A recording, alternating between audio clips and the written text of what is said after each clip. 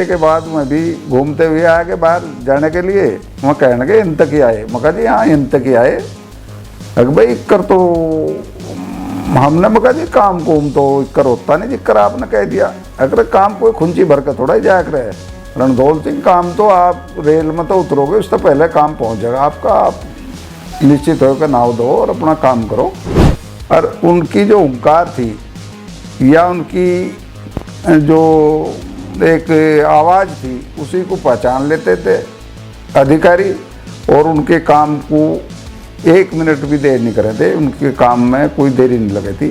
एक बार इंदिरा गांधी जी जब इमरजेंसी लगी और 77 में चुनाव हार गई और ये एमएलए बने यहाँ से, मेरे खूब याद है। और जब यहाँ इन्होंने उनका प्रोग्राम करवाया इंटर कॉलेज गंगो में, तो हम काले झंडे दिखाने वाले लोगों में थे। राजपाल सिंह अपनी चारपाई पे बैठे हुए खाट से दूसरी तरफ पैर करे थे, जुत्ती की दूसरी तरफ होती। मैं पाठशाला के लोग जो एमपी एमएलए बने वह उनकी जुत्ती उनके पैरों की तरफ ले जाते। ये भी देखा मुझे। और जब उन्होंने खांस दिया थूकने के लिए, तो मैं पाठशाला के लड़के मुझे ऐसे भी देखे कि उनकी वह जो थी थूकने की, वह ठा के उंगली ले गए उसे, उसको थुकवा कर नीचे धरी, खड़ा खाए धो के धरी। नमस्कार, स्वागत है आप सभी का बीजीटी न्यूज नेटवर्क पर और मैं हूं आपके साथ विपिन चौधरी। उत्तर प्रदेश की राजनीति में चौधरी यशपाल सिंह एक बहुत बड़ा नाम हुए हैं।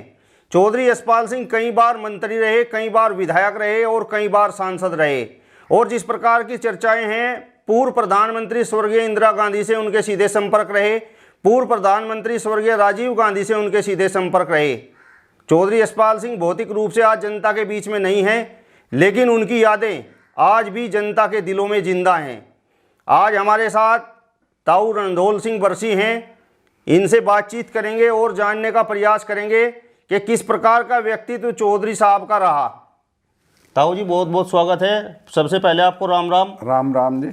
और सवाल सबसे पहला यही है, किस प्रकार का व्यक्तित्व चौधरी साहब का रहा और किस प्रकार की उन्होंने राजनीति की? चौधरी साहब का व्यक्तित्व बहुत ऊंचा रहा, बहुत ही निष्ठावान रहा, बहुत ही कर्मठ रहा, और वह हमेशा अपने काम के प्रति निष्ठावान रहे। मैं हमेशा उनका विरोधी रहा।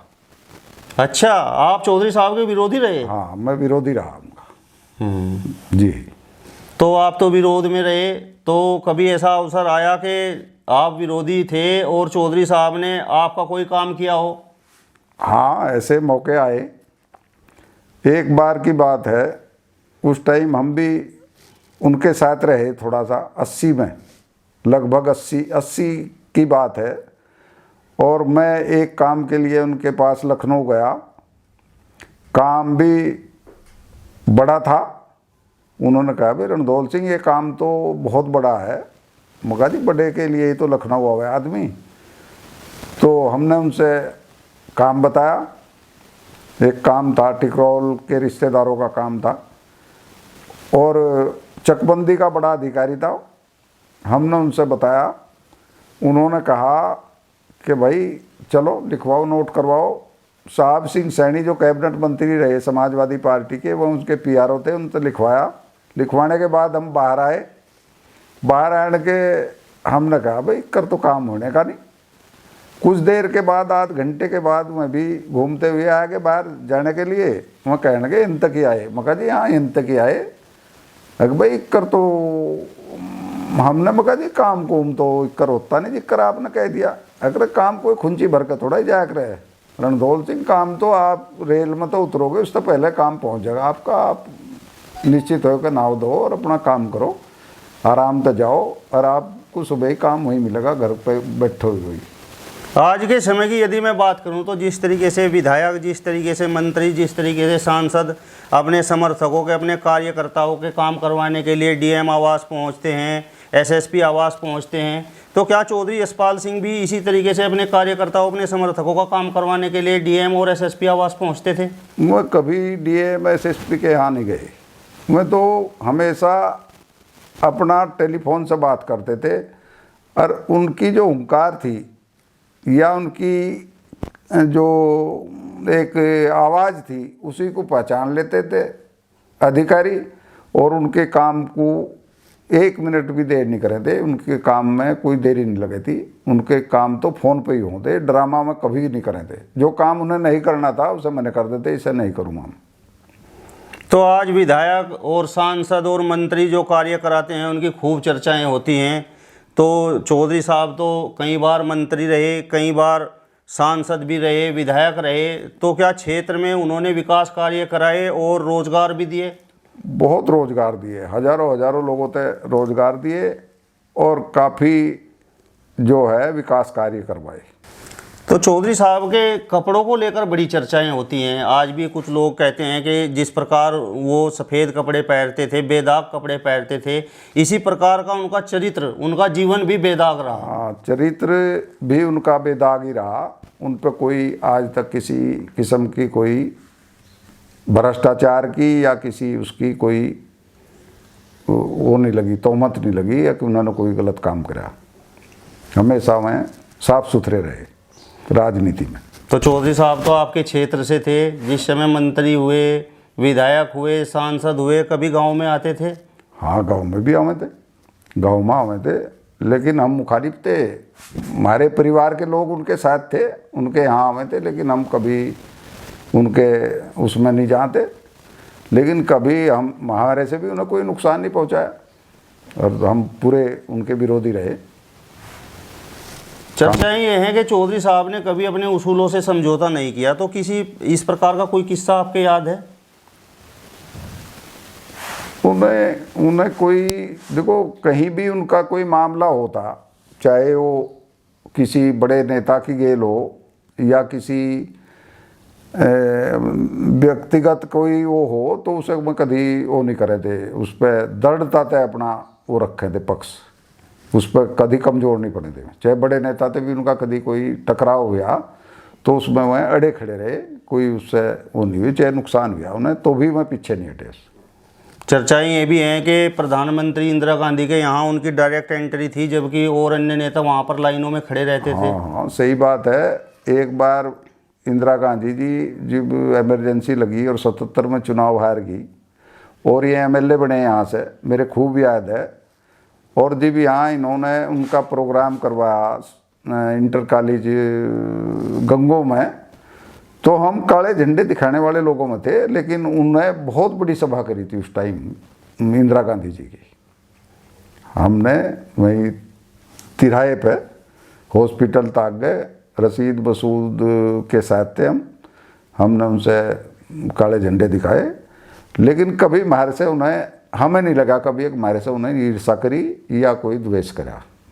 चर्चाएं ये है कि चौधरी साहब का व्यक्तित्व इस प्रकार का था कि लोग बात करने से डरते थे। नहीं, ऐसा तो कुछ था नहीं। हमने तो मुखालिफ होते हुए बात करी, लेकिन लोगों में उनके प्रति ये था कर जो आप अपनी गलत बात को उनके सामने रखोगे तो वो आपकी बात नहीं सुनेंगे, इसलिए डरते थे लोग। गलत बात को कभी तवज्जो नहीं देते, ये उनकी विशेषता थी। काजी रशीद मसूद और चौधरी साहब तो धुर विरोधी रहे हैं राजनीतिक रूप से। तो कभी ऐसा अवसर आया कि आपने दोनों को कहीं विवाह शादी में किसी कार्यक्रम में इकट्ठे देखा हो और आपस में बात करते हुए देखा हो? ऐसा तो बहुत बार देखा कि भाई ब्याह शादियों में इकट्ठे गए, लेकिन दुआ सलाम होती। वैसे तो कोई बात हो नहीं थी, लेकिन दुआ सलाम होती। वैसे कोई बात होते तो हमें देखी नहीं, भाई मैं बड़े मिल के बात कर रहे, लेकिन दुआ सलाम जरूर होती। वह समय भी था जब चौधरी साहब की राजनीति में तूती बोल रही थी और हर चुनाव वो जीत रहे थे, लेकिन अब समय ये है कि उनके बेटे चौधरी रुद्रसेन और चौधरी इंद्रसेन चुनाव नहीं जीत पा रहे हैं। तो उस वक्त में और इस वक्त में आप क्या अंतर महसूस करते हो? उस वक्त में इस वक्त में तो यूँ है कि उस टाइम तो अच्छे आदमियों को ज़्यादा पसंद करा जाता, उनको ज़्यादा तवज्जो दी जाती है। जो काम सही करने वाले लोग हैं उन्हें तवज्जो देते। आज चापलूसी करने वाले लोगों को तवज्जो दी जा, इसलिए चुनाव में उनकी होनी है। उनकी या तो उनकी या कमजोरी है कि वो नहीं कर पाते उतनी चापलूसी, या लोगों का मन भटक गया। तो चौधरी साहब तो राजनीति की पाठशाला रहे हैं, राजनीति का भीष्म पितामह है उन्हें कहा गया है। यदि मैं जनपद सहारनपुर की बात करूं तो उनकी पाठशाला में यहाँ कौन कौन से ऐसे स्टूडेंट रहे, ऐसे राजनीतिज्ञ रहे, ऐसे विद्यार्थी रहे जो उनके यहाँ पढ़कर राजनीति में कामयाब हुए? हाँ, मुझे एक टाइम देखा, मैं भी कभी कभी चला जाऊं था, तो राजपाल सिंह जी थे चौधरी यशपाल सिंह के भाई, और उनकी पाठशाला के विद्यार्थी भी थे जो एमएलए भी बने और जी बहुत कुछ बन गए। लेकिन जी भी राजपाल सिंह अपनी चारपाई पे बैठे हुए खाट से दूसरी तरफ पैर करे थे, जुत्ती उनकी दूसरी तरफ होती, वह पाठशाला के लोग जो एमपी एमएलए बने वह उनकी जुत्ती उनके पैरों की तरफ ले जाते। ये भी देखा मुझे, अपनी आंखों से देखा। और जब उन्होंने खांस दिया थूकने के लिए तो मैं पाठशाला के लड़के मुझे ऐसे भी देखे कि उनकी वह जो थी थूकने की वह ठा के उंगली ले गए सर, उसको थुकवा कर जी नीचे धरी, खड़ा का धोए के धरी। वह भी एमएलए बने। तो यदि मैं बात करूं तो जिस समय की राजनीति चौधरी साहब करते थे उस समय उनकी राजनीति पीक पर थी, आपने तो लंबा समय देखा। उस समय की राजनीति और अब की राजनीति में आप क्या अंतर महसूस करते हैं, क्या परिवर्तन अब हो गया है? बस जी, हम तो रशीद मसूद की गेल रहे, रामशरण दास की गेल रहे। रामशरण दास जी बहुत ईमानदार आदमी थे, गलत बात कतई बर्दाश्त नहीं करें थे। रशीद मसूद भी बढ़िया होते और लोगों को वो करें थे, तवज्जो दें थे, सम्मान करें थे लोगों का। लेकिन आज की स्थिति में मेरी समझ में ही नहीं आ रहा लोग क्यों लोग अच्छे लोगों को काट के चल रहे, या नहीं समझ में आ रही बात। तो मास्टर कंवरपाल जी की यदि मैं बात करूं तो चौधरी साहब के यहाँ से ही उन्होंने राजनीति की शुरुआत की, लेकिन इसके बाद फिर राहें जुदा हो गई, उसके पीछे क्या कारण रहा? और जब मैं पूरा किस्सा बताऊं आपको तो रशीद मसूद के यहाँ गए थे। रशीद मसूद ने भी उनसे मैंने कर दी थी चुनाव लड़ने के लिए कि आप नहीं लड़ेंगे, माजरा कंवरपाल लड़ेगा। लेकिन उसके बाद ऐसी हिसाब बना कि लोकसभा विधानसभा एक था और उस पर जन समर्थन उसके पक्ष में आ गया, इसलिए उसको चुनाव लड़ा दिया और चुनाव जीत गया।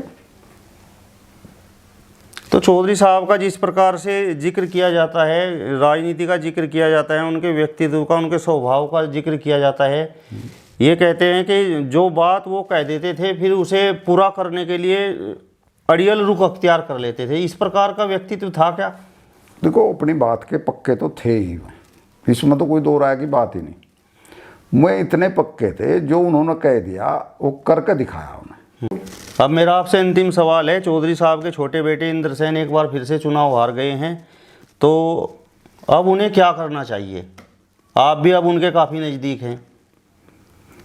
भाई, मेरा मानना तो यूँ है कि चौधरी परिवार ने एक बार लोकसभा का चुनाव जरूर लड़ना चाहिए, और लोकसभा का चुनाव समाजवादी पार्टी से लड़के ये संभावनाएं हैं कि ये चुनाव जीत सकते हैं, और लोकसभा के चुनाव में जीत भी रही समाजवादी पार्टी यदि उनका सबका आलंकन करा जा। लेकिन अर्जे किसी अपने बच्चों को इलेक्शन लड़ावें तो ज़्यादा फायदे का होगा। अपने लड़कों में से रुद्रसेन जी या इंद्रसेन जी अपने लड़कों को तैयार करें इसके लिए।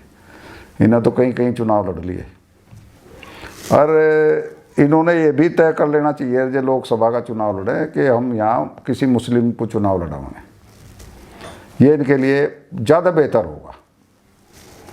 चलिए, तो ये थे हमारे साथ में ताऊ रणधौल सिंह बरसी, जिन्होंने चौधरी साहब से जुड़ी हुई कुछ यादें हमारे साथ साझा की हैं। यदि आपको ये वीडियो पसंद आया हो तो इसे ज़्यादा से ज़्यादा शेयर कीजिए, लाइक कीजिए, कमेंट्स कीजिए, और इसके साथ साथ हमारे चैनल को भी सब्सक्राइब कीजिए। नमस्कार।